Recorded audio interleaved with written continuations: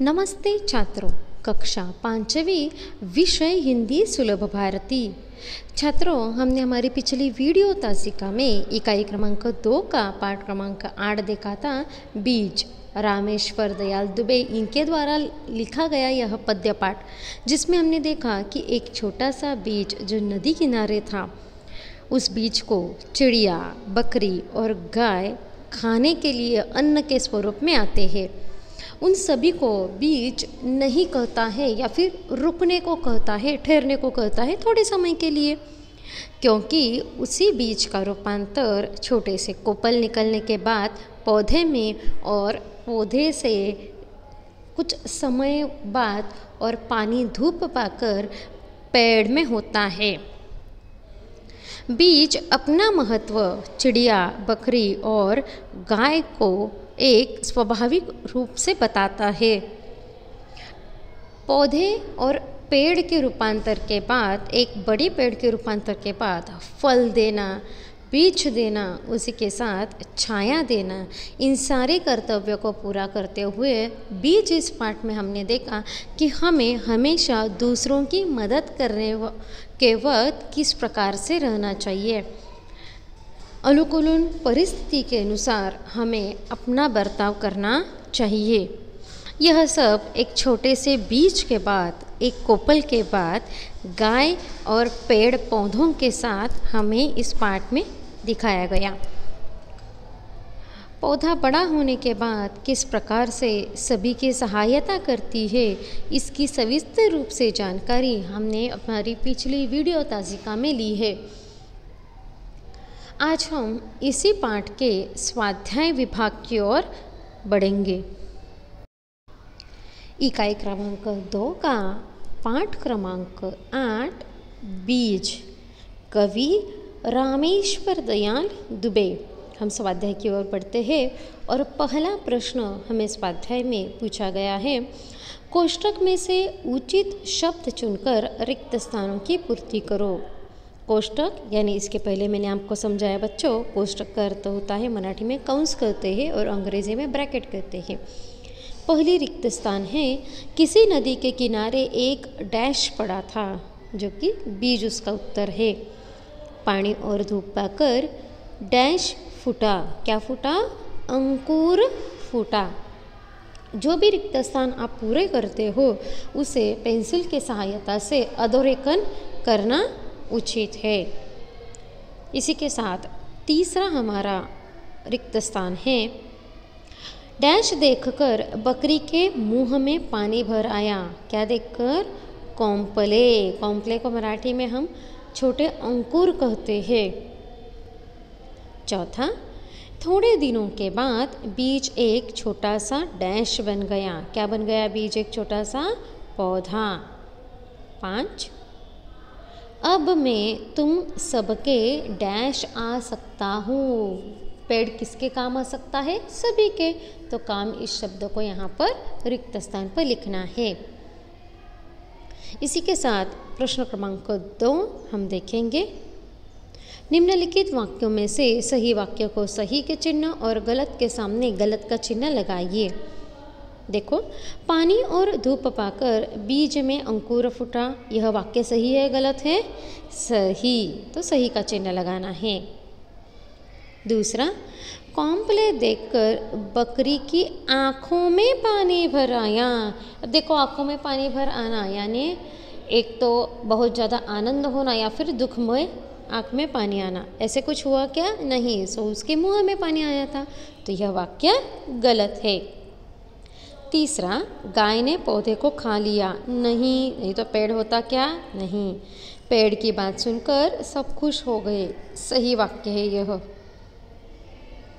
प्रश्न 3, निम्नलिखित वाक्यों को क्रमबद्ध करके पुनः पढ़ो, यानी पुनः लिखना है आपको। यह वाक्य मैं पढ़ रही हूँ, जो उचित क्रमांक लिखकर आपको फिर से 1, 2, 3, 4 ऐसे लिखने हैं। यहाँ 4 वाक्य दिए गए हैं बच्चों। पानी और धूप पाकर बीज में अंकुर फूटा। किसी नदी के किनारे एक बीज पड़ा था। अब मैं तुम सबके काम आ सकता हूँ। और उसकी डालें बड़ी बड़ी हो गई। अब देखो उत्तर क्या आएगा। सबसे पहले तो एक आएगा, किसी नदी के किनारे एक बीज पड़ा था, पानी और धूप पाकर बीज में अंकुर फूटा। उसके बाद क्या हुआ, उसकी डालें बड़ी बड़ी हो गई और आखिर में पेड़ क्या कहता है, अब मैं तुम सबके काम आ सकता हूँ।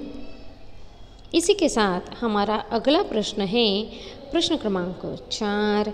निम्नलिखित प्रश्नों के उत्तर एक एक वाक्य में लिखो। बीज कहाँ पड़ा था? कहाँ पड़ा था बच्चों बीज?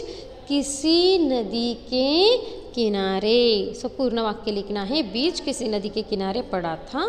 वाक्य पूर्ण होने के बाद पूर्ण विराम की खड़ी पाई देना उचित है। प्रश्न 2, पानी और धूप पाकर बीज में क्या हुआ? अंकुर फूटा। आगे है प्रश्न 3, कॉम्प्ले देखकर किसके मुंह में पानी भर आया? कॉम्प्ले देखकर बकरी के मुंह में पानी भर आया। आगे हम देखेंगे प्रश्न 4, पौधे ने गाय से क्या कहा? पौधे ने गाय से कहा कि मुझ में डाल पात होने दो और रुकी रहो, तभी मुझे तुम खाना। प्रश्न 5 है, एक दिन फिर पेड़ के पास कौन कौन आया? उत्तर क्या है बच्चों? एक दिन पेड़ के पास फिर वही चिड़िया, बकरी और गाय यह आए। उसी के साथ हमारा अगला प्रश्न है, आगे हम बढ़ेंगे प्रश्न क्रमांक 5 की ओर। निम्नलिखित प्रश्नों के उत्तर 2-3 वाक्यों में लिखिए, यानी बड़े प्रश्न है, यह दीर्घोत्तरी प्रश्न कहा जाता है इन्हें बच्चों। प्रश्न है, बीज ने चिड़िया से क्या कहा? उत्तर, बीज ने चिड़िया से कहा कि ज़मीन में गड़कर थोड़ा बड़ा हो जाने दो, उसमें डालियाँ और पत्तियाँ निकलने आए, तब मुझे तुम खाना। प्रश्न 2, पेड़ ने अतः चिड़िया, बकरी और गाय से क्या कहा? पेड़ ने अतः चिड़िया, बकरी और गाय से कहा, मैं ही बीज हूँ, मैं ही अंकुर हूँ, मैं ही पौधा हूँ और मैं ही पेड़ हूँ। अब मैं तुम सबके काम आ सकता हूँ। समझ में आ रहा है? हम अब आगे देखेंगे कुछ ऐसे समानार्थी शब्द। प्रश्न 6, समानार्थी शब्द लिखो। उसमें एक है सरिता, उसका समानार्थी शब्द क्या है? नदी। दूसरा धरती, जिसको समानार्थी शब्द है जमीन। तीसरा नीर, यानी इसे पानी भी कहते हैं और आप जल भी लिख सकते हो। दिवस का समानार्थी शब्द है दिन तथा वृक्ष का समानार्थी शब्द है पेड़। आगे हम देखेंगे प्रश्न क्रमांक 7। जैसे हमने अभी समानार्थी शब्द लिखे हैं कि नहीं, उसी प्रकार से अगला प्रश्न है विरुद्धार्थी शब्द लिखो। पहला थोड़ा, इसका शब्द विरुद्धार्थी शब्द है बहुत यानी ज़्यादा। बड़ा का विरुद्धार्थी शब्द है छोटा। चलो का विरुद्धार्थी शब्द है रुको या फिर ठहर जाओ। आगे है गया, इस शब्द का विरुद्धार्थी शब्द है आया यानी जाना, आना, इस स्वरूप से। पांचवा है रात दिन। समझ में आ रहा है बच्चों? इस प्रकार से कुल मिलाकर प्रश्न 1 से प्रश्न 7 तक सभी प्रश्न उत्तरों का लेखन उचित रूप से उचित हस्ताक्षर में आज के दिनांक लिखकर अपनी वर्ग कार्य की कॉपी में लिखिए।